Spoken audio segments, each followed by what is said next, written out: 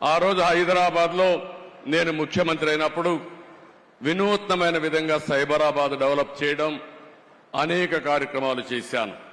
ఆ రోజు ఆయన పూర్తిగా ఆలోచనలన్నీ భాగం పంచుకుని ఈ రోజు హైదరాబాద్లో జరిగిన అభివృద్ధిలో ఆయన ఆలోచనలున్నాయి, ఆయన స్ఫూర్తి ఉంది.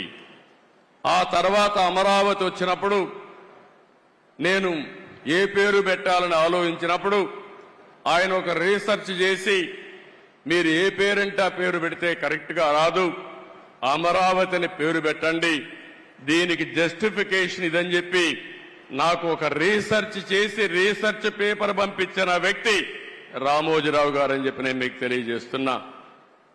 అది పేరు పెట్టిన తర్వాత నేను చూస్తే ప్రపంచం అంతా కూడా అమరావతి అంటే మారుమోగింది, బ్రహ్మాండంగా ఆమోదం వచ్చింది.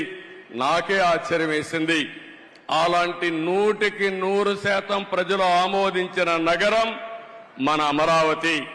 5 సంవత్సరాలు ఇబ్బంది పడింది, కానీ ఏమాత్రం అనుమానం లేదు, మళ్లీ అమరావతి దశ దిశ మారుతుంది. ఈ అమరావతి నగరం తెలుగు జాతి ఉజ్వల భవిష్యత్తుకు నాంది పలుకుతుందని చెప్పి కూడా నేను మీకు తెలియజేస్తున్నాను. అలాంటి సందర్భాలు చాలా ఉన్నాయి రామోజీరావు గారితో. ఆయన అందరికీ సజెషన్స్ ఇస్తారు. ఎవరో ఆయన దగ్గర పోయి ఆయన ఎవరిని పిలవడు. నేను చూసింది ఆయన జీవితంలో. ఎవరు రావాలని కోరుకోడు, కానీ ఎవరైనా వస్తే తగిన గౌరవం ఇవ్వడం, ఫ్రాంక్ గా ఆయనకు తోచిన అభిప్రాయాలు చెప్పడం ఆయనకు అలవాటు. ఇంకొక పక్కన పేపర్లో మీరు చూస్తారు, కొన్ని పేపర్లు వేరే పార్టీలు ఉంటే వార్తలు అయ్యారు, కానీ రామోజీరావు గారు మాత్రం ప్రతి ఒక్క పార్టీకి ప్రతి ఒక్క నాయకుడికి వారి సంఖ్యాబలాన్ని బట్టి ప్రజాస్వామ్య విలువలకు గౌరవం ఇచ్చి కవరేజ్ వరకు ఎక్కడా తప్పు చేయడు. ఆయన అభిప్రాయాలుంటే ఎడిటోరియల్ పేజీలో చెప్తాడు తప్ప, లేకపోతే ఎప్పుడన్నా అవసరమైతే ఇది తప్పని ఎండగడతాడు తప్ప అవతల వ్యక్తులు చెప్పిన విషయాల్ని ఎక్కడా కట్ చేసిన సందర్భాలు లేవు. అలాంటి వ్యక్తి నా జీవితంలో నా మీద ఎన్నో వార్తలు రాస్తే ఒక్కరోజు కూడా ఒకే మాట అన్నారు, మీరు రాజకీయాల్లో ఉన్నారు, నేను ఈరోజు పత్రికా రంగంలో ఉన్నాను, మన ఇద్దరం కలిసినా మీరు ఎన్నిసార్లు కలిసినా నా స్వేచ్ఛకు భంగం రాకూడదు, మీ స్వేచ్ఛకు కూడా భంగం కలిగించను, నేను మిమ్మల్ని ఏమి అడగను, నన్ను మీరేం అడగద్దని చెప్పి 40 సంవత్సరాలు నమ్మిన సిద్ధాంతం కోసం పనిచేసిన వ్యక్తి రామోజీరావు గారని చెప్పి కూడా నేను మీకు తెలియజేస్తున్నా. అలాంటి మహనీయుడు, రాష్ట్రం కోసం పాటుపడిన వ్యక్తి, విలువల కోసం ప్రతిరోజు పనిచేసిన వ్యక్తి. ఓసారి అనిపిస్తుంది అందరం కోరుకుంటే కూడా రాదేమో, కానీ ఆయన ఒకటే కోరుకున్నాడు, నేను పని చేస్తూ చనిపోవాలని ఆయన కోరిక. అదే చివరి రోజుల్లో జరిగిందని చెప్పి కూడా నేను మీకు తెలియజేస్తున్నా. నిరంతరం పనిచేయాలనేది ఆయన ఆలోచన. మనం చాలా మంది ఉంటాం, చాలా మంది ఆలోచిస్తాం, కానీ కొంతమంది ఆ విధంగా ఆలోచించగలుగుతారు. కడాన ఆయన చనిపోవడం తథ్యం. చనిపోయేటప్పుడు ఏ విధంగా చేయాలనో కూడా చెప్పి, ఆయన ఎక్కడ అంత్యక్రియలు చేయాలనో చెప్పిన వ్యక్తి, దానికి అరేంజ్ చేసిన వ్యక్తి. ఆయన ఒకటే చెప్పాడు, నేను చనిపోవడం తథ్యం, నేను చనిపోయిన తర్వాత కూడా రామోజీరావు గారు ఏం చేశారో ప్రజలు గుర్తించే విధంగా స్ఫూర్తిదాయకమైన జీవితం చేయాలనేది రామోజీరావు గారి ఆకాంక్ష.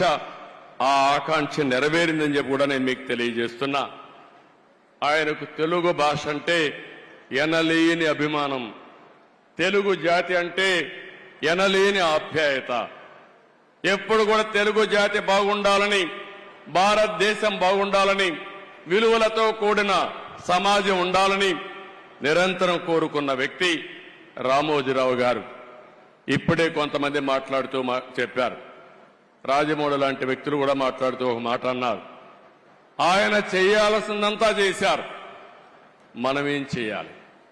ఈ సందర్భంగా ఆంధ్రప్రదేశ్లో ఉండే, తెలంగాణలో ఉండే తెలుగు వారందరికీ విజ్ఞప్తి చేస్తున్నా, మనం కోరుకునేది తెలుగు జాతికి ఆయన చేసిన సేవల కోసం ఈ వ్యవస్థ చిరస్థాయిగా ఉండాల్సిన అవసరం ఉంది. ఈ లెగసీని కంటిన్యూ చేయాల్సిన అవసరం ఉంది. అందుకే కిరణ్ గారిని, వారి కుటుంబ సభ్యులను కోరుతున్నా. అదే మరి వారి పిల్లలు ఉన్నారు ఇక్కడ. ఆయన స్థాపించిన వ్యవస్థ ఆయన కుటుంబ సభ్యులదే కాదు, 10 కోట్ల తెలుగు ప్రజానికన్నది ఆయన ప్రజల ఆస్తి. అలాంటి ఆయన స్థాపించిన వ్యవస్థల్ని భావితరాలకు అందించే బాధ్యత వారు తీసుకుంటే, మనందరం కలిసి ఆయన స్ఫూర్తి ఎల్లప్పుడూ తెలుగు జాతిలో ఉండే విధంగా మనం ఆలోచించాల్సిన అవసరం ఉంది. ఎన్టీ రామారావు గారికి కూడా భారతరత్న ఇవ్వాలని చెప్పి మనం ఎప్పటి నుంచో పోరాడుతున్నాం. అదే సమయంలో రామోజీరావు గారికి కూడా భారతరత్న సాధించడం మనందరి బాధ్యత. ఒక పక్క ఎన్టీ రామారావు గారు, ఒక పక్క రామోజీరావు గారు, ఇద్దరికి ఇద్దరే అలాంటి మహానాయకులకి, యుగ పురుషులకి మనం నివాళులర్పించడం అంటే ఇలాంటి కార్యక్రమంలో భాగస్వాములు కావడమేనని చెప్పి నేను మీకు తెలియజేస్తున్నాను.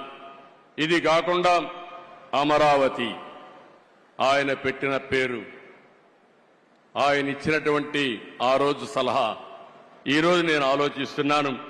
అమరావతిలో రామోజీ విజ్ఞాన్ కేంద్రంగా పెట్టి, ఢిల్లీలో విజ్ఞాన్ భవన్ ఏ విధంగా అయితే ఉందో, కాన్ఫరెన్సెస్ కానీ, రీసెర్చ్ కానీ, ప్రభుత్వం చేసే కార్యక్రమాలన్నీ అక్కడ చేసే విధంగా తప్పకుండా తగిన రీతిన ఒక మంచి కేంద్రం తయారు చేసి దానికి రామోజీరావు గారి పేరు నామకరణం చేస్తామని చెప్పి కూడా మీ అందరికీ విజ్ఞప్తి చేస్తున్నా.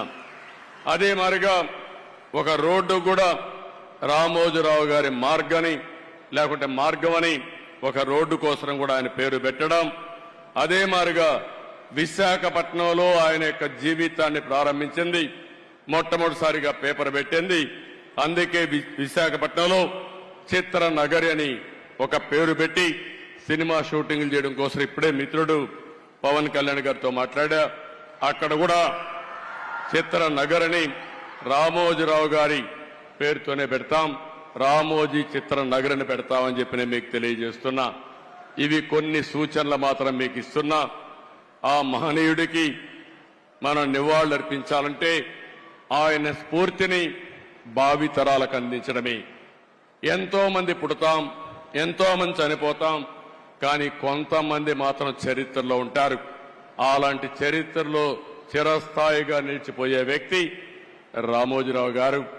అలాంటి వ్యక్తి సంస్కరణ సభ చేయడం నా అదృష్టంగా నేను భావిస్తున్నాను. ఆ రోజు ఎన్టీ రామారావు గారు చనిపోయినప్పుడు మెమోరియల్ కట్టాం, ఎన్టీఆర్ మెమోరియల్ కట్టాం, అది శాశ్వతంగా ఉంది. ఈ రోజు రామోజీరావు గారికి కూడా అలాంటి గుర్తింపు ఇవ్వాల్సిన బాధ్యత మన మీద ఉంది. మీరు కూడా సజెషన్స్ ఇవ్వండి.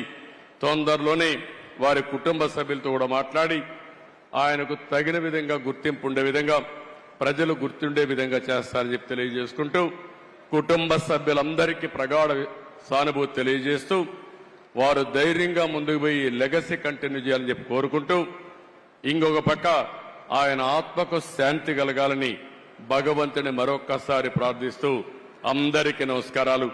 జై హింద్.